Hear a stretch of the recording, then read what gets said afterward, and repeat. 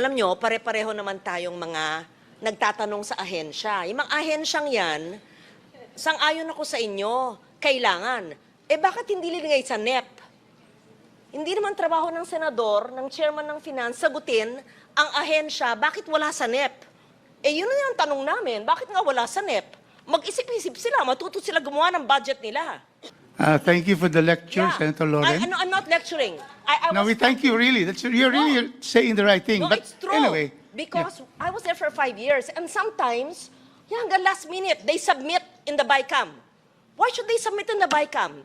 Pag-isipan nila ang kanilang NEP, National Expenditure Program, the President's budget. That's why ayaw namin ma-insertion sa BiCam.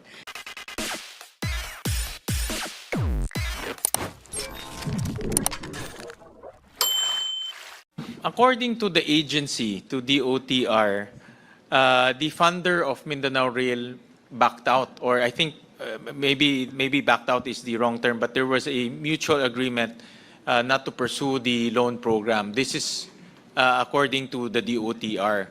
But in 2025, 200 million, sir. they allocated 200 million for the Mindanao Rail project to continue the activities of Mindanao Rail. But of course, 200 million, hindi yung magkakasya to, no? So they're relying on another funder to come in to completely fund the Mindanao Rail. No? But that's still in the pipeline of the DOTR. Unfortunately, nawala po yung original funder. No? I believe it was the China. No? It was China who was supposed to fund Mindanao Rail. So they're looking for other funders for that. No? okay, juxtaposed with that is the railway, Mindanao Railway System Part 2, Phase 2, which is really from Misamis Oriental to Cagayan de Oro to Laguindingan and then to Iligan. And may we know because the project study, 100 million, was already completed. And may we know the status of that? Because then we have possible two railways so that, railway is always the cheapest form of transportation of goods and people. And may we know why there is nothing here yet about these two very important railway systems, which are good for 22% of our people who are in Mindanao, 22% of the 119 million Filipinos. Do we know about that? Why there's nothing here? Zero? Mr. Congressman Rufus, it's not in the NEP. The agency did not request for that. So I think the most appropriate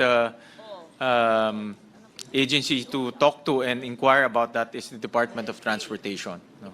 Ito. Alam nyo, pare-pareho naman tayong mga nagtatanong sa ahensya. Yung mga ahensyang yan, sang-ayon ako sa inyo, kailangan. Bakit hindi linagay sa NEP? Hindi naman trabaho ng senador, ng chairman ng finance, sagutin ang ahensya, bakit wala sa NEP? Yun na yung tanong namin, bakit nga wala sa NEP? Mag-isip-isip sila, matuto sila gumawa ng budget nila. Bakit tayo mag-iisip ngayon, ba't wala sa NEP? Thank you for the lecture, Senator Loren. I'm not lecturing. No, we thank you really. You're really saying the right thing. No, But it's true. anyway, Because I was there for 5 years, and sometimes, hanggang last minute, they submit in the BiCam. Why should they submit in the BiCam? Pag-isipan nila ang kanilang NEP, National Expenditure Program, the President's budget. That's why ayaw namin ma-insertion sa BiCam. Kasi dapat kung mahalaga yan, nasa NEP na yan. And then they come to a senator during the plenary, isingit nyo to. Ayaw namin. Okay, we amend, but there's only limited fiscal space. And then now, a veteran congressman asks the first-term chair of the Finance Committee, why is it not there? I'm sorry, I have to answer for him. Of course, he can very much answer that. But if it's not in the NEP, what do we do, right? I also agree with Senator Legarda and the chair. So therefore, I think Secretary Banoy Lopez is listening to us now.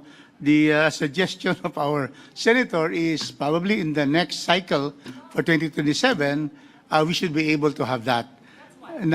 If I may add, after this, let's organize the oversight committee so that we even, walang masama, we are consulted when they do their NEP. Masama ba yun? Hindi.